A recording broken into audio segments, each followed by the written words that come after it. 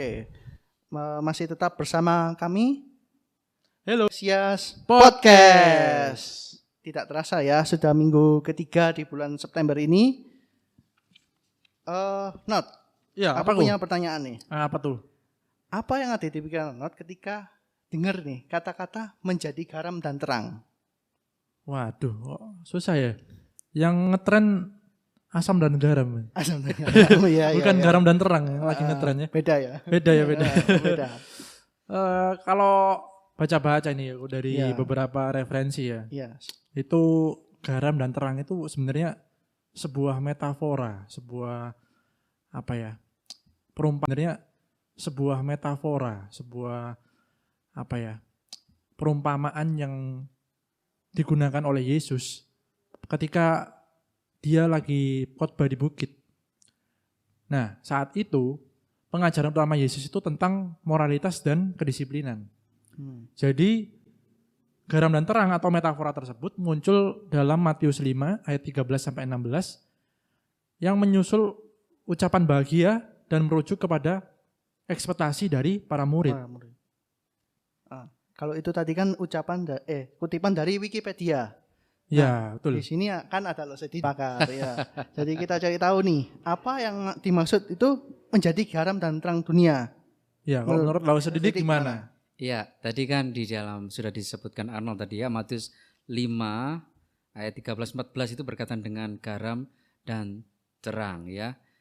Saya bacakan sedikit ya, kamu terang ya. Saya bacakan sedikit ya, kamu adalah garam dunia. Ya, jika garam itu menjadi tawar, dengan apakah ia diasinkan? Tidak ada lagi gunanya selain dibuang dan diinjak orang. Itu yang garam ya. Yang 14, kamu adalah terang dunia, kota yang terletak di. Jadi perlu kita ingat bahwa Yesus tadi ya sudah dikatakan juga sedang mengajar kepada para muridnya tentang karakter sebagai pengikut Kristus atau karakter yang harus dimiliki ketika hidup di dalam Kristus. Ya, coba perhatikan ayat-ayat sebelumnya. Berbahagialah engkau yang miskin di hadapan Tuhan, karena engkau yang punya kerajaan surga. Itu enggak gampang bagi saya. Ya, tetapi saya tidak ingin mendiskusikan tentang itu, tetapi mari kita lihat di sini ya, tentang garam dan terang. Ya. Bagaimana garam? Ya, kalau garam diperlukan ya secara umum diperlukan untuk melezatkan dan mencegah masakan atau makanan itu enggak busuk ya. Contohnya ikan asin ya, supaya enggak busuk ikannya ya pakai garam ya. Ya, demikian pula ya itu orang-orang percaya ya. Orang-orang yang percaya dan gereja harus merupakan atau menjadi teladan yang benar di dalam dunia ini. Gitu ya, yang garam ya. Jadi sebagai akibatnya ya, mereka atau kita orang-orang percaya akan dibuang dan diinjak orang, yaitu orang yang percaya yang suam-suam atau enggak melakukan fungsinya secara benar ya tadi ya. Kalau garam ini tidak Tidak asin lagi. Asin lagi ya dibuang kan? Ya. Iya. Kalau kita mau menjadi garam ya lakukan itu, fungsi itu menjadi teladan, ya pengaruh bagi sekitar kita, bukan pengaruh negatif, ya pengaruh bagi sekitar kita, bukan pengaruh negatif tetapi pengaruh positif, ya. Terus terang, ya yang dikatakan sederhananya adalah menjadi terang bagi kegelapan dunia ini, ya. Kita juga harus menjadi teladan dan contoh yang real, konkret ya di keluarga kita ya, baik di sekitar kita, di teman kita yang konkret bagaimana terang itu muncul di dalam hidup kita ya. Terang itu bisa memancarkan supaya orang melihat bahwa kita ini adalah anak-anak Tuhan. Ya, kita ini adalah pengikut-pengikut Kristus. Yaitu yang dikatakan Yesus, karakter yang dimiliki oleh murid-murid Kristus harus menjadi garam yang menjadi dampak pengaruh yang positif, yang menjadi contoh dan teladan ya bagi sekitar. Juga tadi ya terang gelap ya di dalam kegelapan, tetapi kita menerangi, memberikan arahan, memberikan pengaruh juga ya di dalam kegelapan dunia ini. Ya, di era-era global yang saat ini gimana kita caranya bisa menjadi orang-orang yang bisa menerangi dunia ini. Ya itu. Tadi udah sempat disinggung nih pertanyaannya. Langsung aja gue. Oke. Oh ya, gitu ya. Ada berikutnya ya. Silakan. Berikutnya. Ya, lalu bagaimana sih caranya? Oh, bagaimana caranya ya? Iya. Bagaimana caranya? Yang pertama adalah di dalam Tuhan ya. Karena kita sudah hidup di dalam hidup yang baru.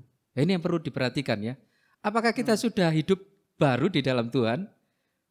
Hidup itu baru itu ya apa loh, Hidup baru itu terima Yesus sebagai Tuhan dan Juru Selamat secara pribadimu. Ketika itu sudah dan Juru Selamat secara pribadimu. Ketika itu sudah oke, maka kita harus sungguh-sungguh melakukan apa yang Tuhan ajarkan di dalam khotbah di bukit. Ya, kamu adalah bukan proses loh. Kamu adalah bahwa garam kamu ini, terang kamu ini bukan pilihan. Bukan pilihan. Ya. Kalau adalah bukan pilihan. Bahwa di sini adalah ketika engkau hidup di dalam Kristus, percaya Kristus, maka lakukanlah ini, enggak ada tawar-menawar.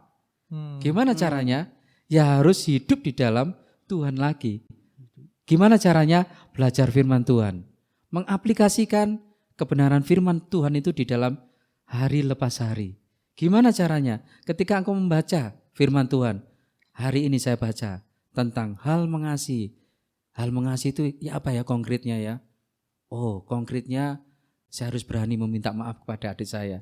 Meskipun dia masih muda, masih kecil, saya harus berani meminta maaf kepada dia. Ya itu adalah sikap yang harus kita bangun seperti itu. Dari kebenaran firman Tuhan, real kita harus tempatkan di mana kehidupan sehari-hari itu kita harus benar-benar menjadi garam. Kita harus benar-benar menjadi garam dan terang itu. Oke. Tadi kan udah sempat disinggung di Matius 13 nih loh. Iya. Kamu adalah garam dunia. Iya. Jika garam itu menjadi tawar. Nah, mungkin yang jadi pertanyaan adalah tadi kan kita ini memang garam dan terang, bukan pilihan kita mau jadi garam atau enggak, kita mau jadi terang atau enggak. Tapi dalam prosesnya apakah bisa atau ya apa ya? Cara kita tahu kita ini masih asin atau masih terang itu gimana loh? Iya. Atau jangan-jangan selama terang itu gimana loh? Iya. Atau jangan-jangan selama kita hidup identitas kita bisa ya. Iya, identitas kita memang garam tapi ternyata tawar. Tawar ya, iya. Betul. Memang semua itu kan akan dirasakan oleh setiap orang di sekitar kita. Garam waktu diberi dimasakan, siapa yang bisa merasakan? Waktu di dalam kegelapan, waktu itu terang ada, siapa yang bisa melihat? Orang di sekitarnya. Waktu kita adalah terang, waktu kita adalah garam, maka siapa yang bisa mencicipi buahnya? Apa yang kita hasilkan? Makanya Mazmur 1 itu jelas. Kita itu jelas. Ketika kita hidup di dalam kebenaran firman Tuhan, setiap pagi, setiap siang, setiap malam, maka kita itu seperti pohon yang tumbuh di tepi aliran air, yang terus bertumbuh. Pada waktunya akan menghasilkan buah dan buah itu akan dinikmati. Ya kita inilah. Itu. Lah kapan waktunya itu? Ya kita belajar terus firman Tuhan. Kepekaan itu dibangun melalui kebenaran firman Tuhan. Ya di sini pentingnya belajar lagi. Kita berani untuk belajar firman Tuhan. Waktu untuk bersama Tuhan. Ya itu ya. Betul. Jadi indikatornya sebenarnya sudah jelas. Cuma dan identitas kita juga sudah jelas sebenarnya. Cuma ya apa ya? Kesadaran kita ya loh saya. Iya. Kesadaran kita yang kadang lupa identitas gitu. Betul. Lupa identitas. Oke, yang selanjutnya nih setelah kita tahu makna dari garam dan terang dan selanjutnya adalah yang paling penting kenapa? Kenapa kok harus jadi garam dan terang? Iya itu. Jadi ini bukan, tadi saya katakan bukan pilihan. Kalau engkau pengikut Kristus, ya ini yang harus kamu lakukan. Kan ini mengajar kepada para murid. Kan ini mengajar kepada para murid. Sebelum Yesus meninggalkan para murid, maka Yesus memberikan pengajaran-pengajaran, prinsip-prinsip dasar kekristenan. Ini yang harus engkau lakukan. Memang sulit, tetapi ini yang harus kita lakukan. Proses itu dialami oleh setiap orang Kristen, orang-orang percaya.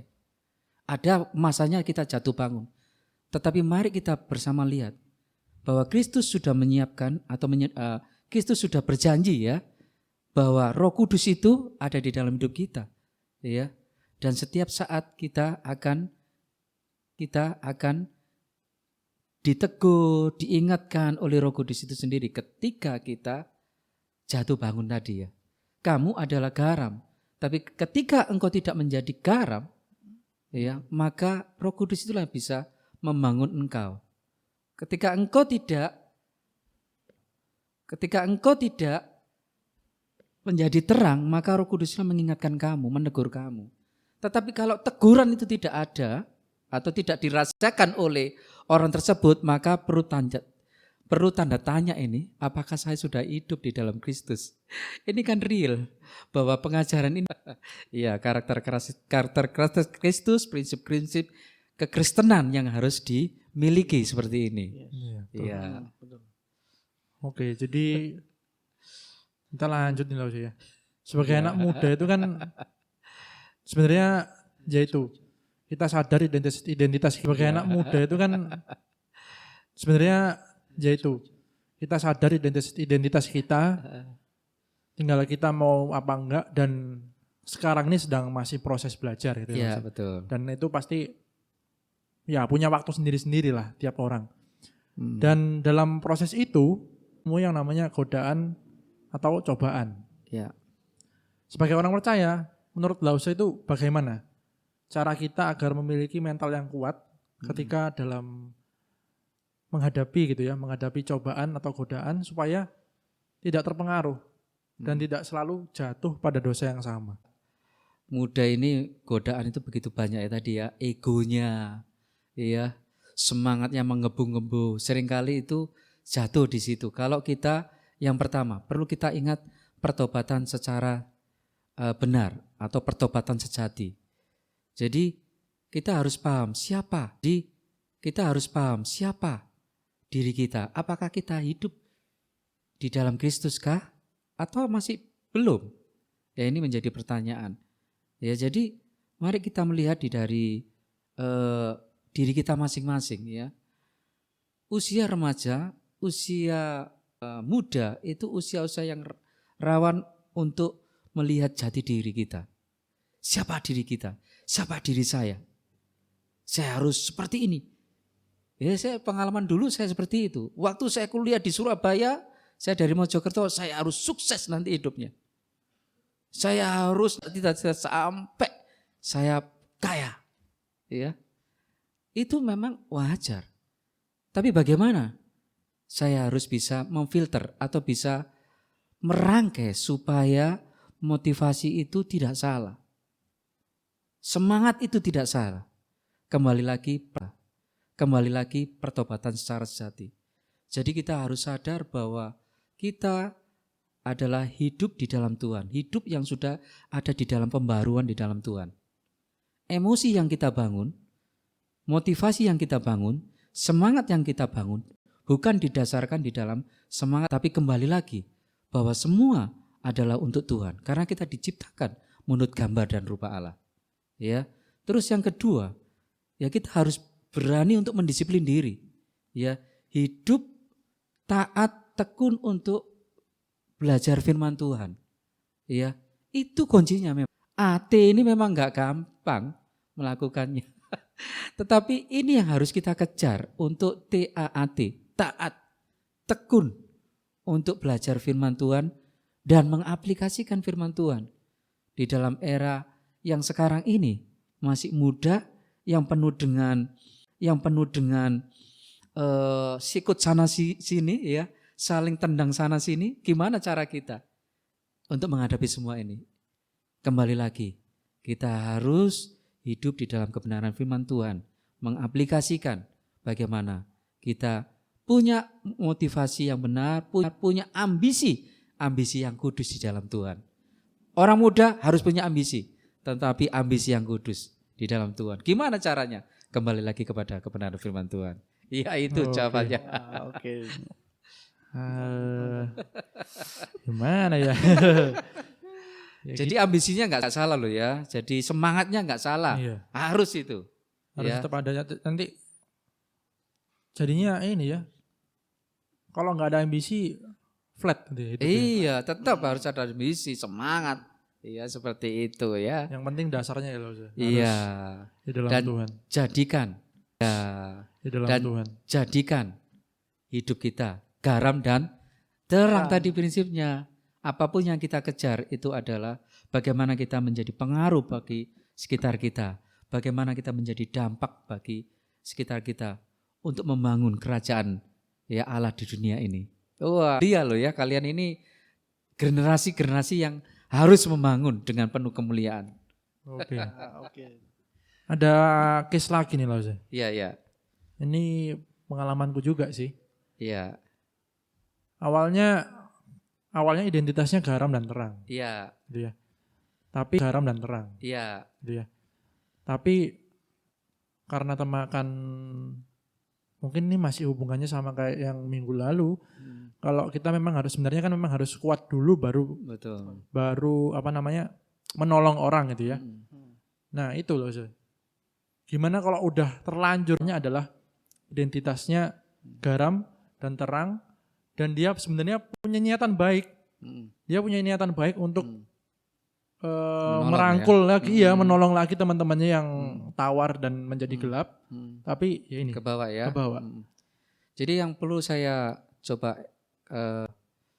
ini ya garis bawahi bahwa tadi saya coba koreksi sebentar ya pernyataan Arnold. Jadi waktu kita menolong orang bukan berarti kita siap dulu, tidak. Tetapi bagaimana hidup kita sudah hidup di dalam Tuhan, ya, sungguh-sungguh bergantung kepada Tuhan, yang mau berubah, itu prinsipnya, yang mau dibentuk, itu prinsipnya, melalui apa? Kebenaran firman Tuhan. Jadi ketika kita menolong orang, ya, dalam tanda petik tadi ya, ketika itu berat, ya, ada peminum, ada pemabuk, contohnya saya dulu ya, waktu di kampus, saya punya komunitas seperti itu. Saya dari desa ke Bayan, naik ke kota, dengan komunitas gitu gimana caranya? Apakah saya sudah dibina dengan baik? Belum. Tapi saya sudah percaya Kristus? Belum. Tapi saya punya prinsip-prinsip Alkitab. Dari mana itu? Dari pengajaran-pengajaran yang sudah saya pahami. Kalau saya hidup di dalam Tuhan, maka saya tidak boleh mabuk, saya tidak boleh merokok, saya tidak boleh berbuat A, B yang itu memunculkan melanggar perintah melanggar perintah Tuhan, itu enggak boleh. Jadi ketika kita menghadapi orang-orang seperti itu, maka kita harus merefleksikan bahwa hidup kita ini dibangun di dalam kebobrokan. Ya. Tetapi kita mau bertumbuh untuk ketika menolong mereka, hati-hati tadi ya. Jadi kita harus punya filter tadi ya. Jadi filternya apa? Ya harus berani untuk mawas diri, istilahnya berhikmat lah istilahnya sekarang, berhikmat untuk menolong. Bukan berarti membatasi ya. Tetapi kita berani untuk punya prinsip dulu kita.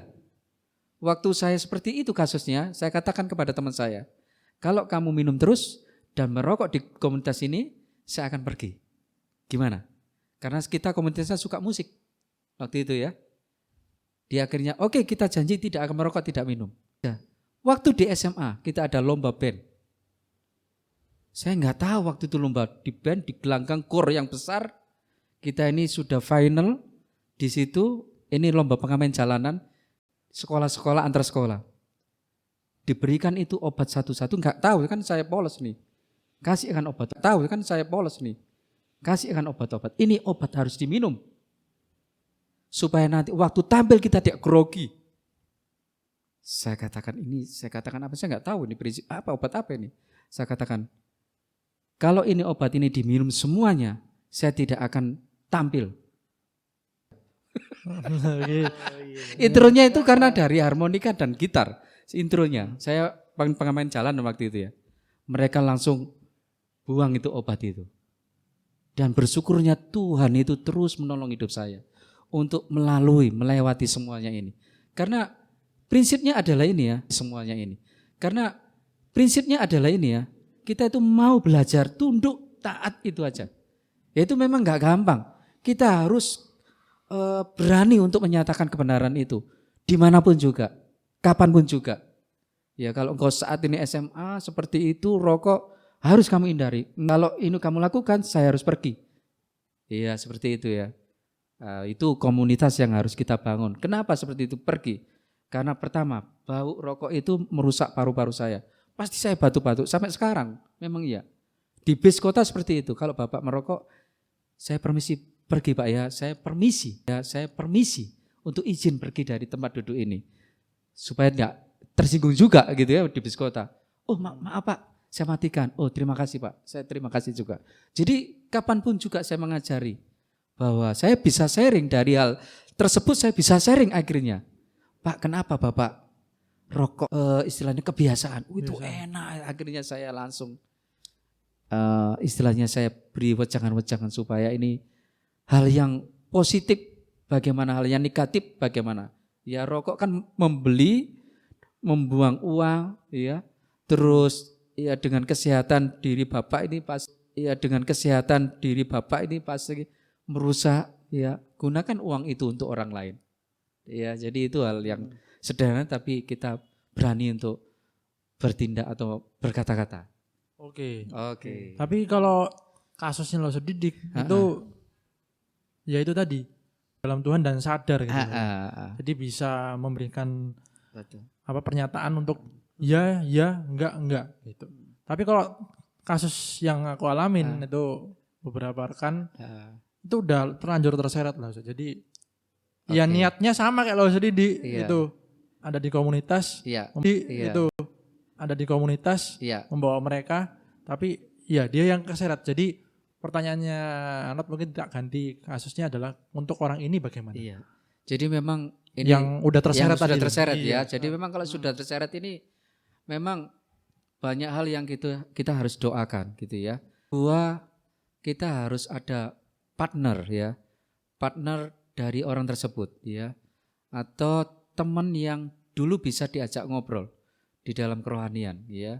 Tapi kalau enggak bisa pun ya, kalau sampai notok enggak bisa, kita hanya bisa berdoa ya. Karena pertumbuhan rohani, komitmen dia itu dari dirinya sendiri. Ya. Memang hal yang pertama kita doakan. Yang kedua partner, ya kita tetap menjadi partner kalau dia teman baik kita. Iya. Ya, kita partner, kita doakan. Kita jadi partner ya, Kak. Saya doakan itu pergumulan berat bagi kamu untuk meninggalkan rokok itu karena sudah kebiasaan. Memang sulit. Tapi saya akan berdoa untuk kamu. Bisa enggak kita berdoa? Kesulitan-kesulitan itu harus kita alami juga. Memang itu sulit. Saya juga merasakan kesulitan itu. Itu kalau itu ada relasi ya. Itu mungkin ada enaknya. Tapi kalau enggak punya relasi dengan teman yang lain atau dengan kita, ya cari orang-orang yang terdekat dengan orang tersebut supaya bisa mengatasi, bisa mengarahkan atau bisa berjalan di dalam kebenaran lagi gitu ya. Tadi kan sudah terjerumus ya, katakanlah sudah terjerumus rokok atau minum atau hal-hal yang negatif. Wah ini ditolong secara serius gitu ya. Iya gitu. Tapi ya mungkin solusinya yang pertama kan tadi doa, yang kedua adalah pendekatan. Pendekatan secara pribadi, baik teman maupun kita. Iya, kalau kasusnya iya kita punya relasi dengan si korban. Iya kita punya relasi dengan si korban. Tapi kadang itu yang jadi pemikiran adalah hubunganku sama dia itu baik sebenarnya. Tapi takutnya kalau menyinggung hal-hal yang seperti itu nanti semakin jauh. Iya. Jadi itu kan persepsi ya. Jangan kita itu mengedepankan persepsi asumsi. Tetapi mengedepankan kebenaran. Jadi prinsip-prinsip Alkitab kita harus ajarkan. Kebenaran-kebenaran tadi ya. Kita kebenaran-kebenaran kita ajarkan. Prinsip-prinsip Alkitab kita harus berikan. Tetapi empati, simpati kita harus juga alami juga kebersamaan itu. Ya, kita merasakan bersama-sama. Ya, ini dibangun harus sama-sama. Jadi itu kan asumsi nanti tersinggung. Enggak, kita harus berani. Ya, untuk mengatakan kamu salah, kamu berdosa, kamu harus bertobat. Itu harus bertobat. Itu harus menjadi teguran yang harus kita tegur. Ya itu enggak masalah. Kalau mereka tidak menerima atau tidak terima dengan kita atau dengan supaya sehingga kita jauh lagi, itu kita terus doakan dan kita berusaha untuk terus berkomunikasi. Niat baik kita supaya kamu bisa. Jadi ya Paulus ya, yang kita ini adalah apa istilahnya, orang-orang yang sudah kuat iman, maka kita harus sungguh-sungguh hidup bisa menolong orang yang lemah. Orang yang lemah. Oke, berarti lebih ke arah coba dulu ya Loh. Iya. Coba dulu kalau memang Loh. Iya. Coba dulu kalau memang persepsi kita kan belum tentu terjadi. Kadang-kala kita asumsi atau persepsi kita yang didahulukan. Tetapi kebenaran Tuhan itu yang harus kita dahulukan. Dan kasih kita harus dahulukan. Jadi yang menjadi poin itu, kasih kita harus kita dahulukan. Oke. Jadi relate banget ya. Dari minggu pertama kita ini sampai minggu ketiga. Ini anak muda banget memang. Iya. Topiknya itu anak muda. Itu. Jadi